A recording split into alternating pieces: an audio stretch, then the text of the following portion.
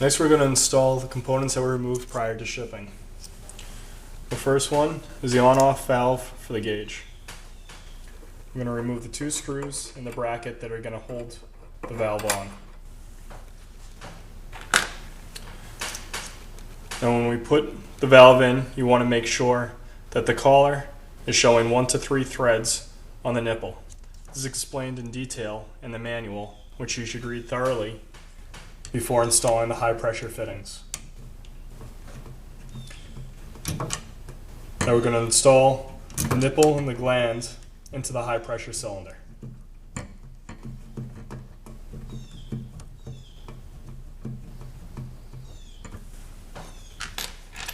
Now take the 2 screws that were just removed and install them into the bracket.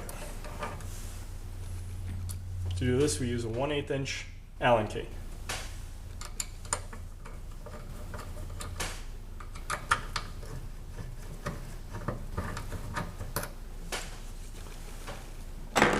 Now we can tighten the gland with a 5/8 inch wrench.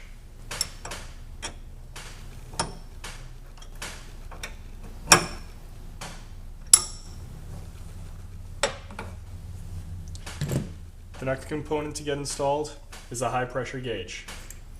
Again, check.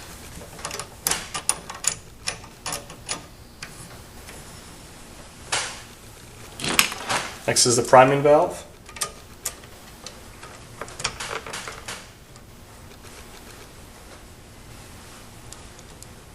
You just hand tighten for now since you'll be priming before operating the machine.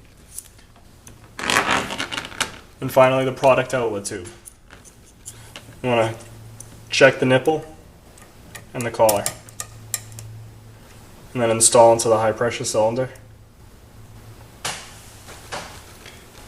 And tighten with a 1/2 inch wrench.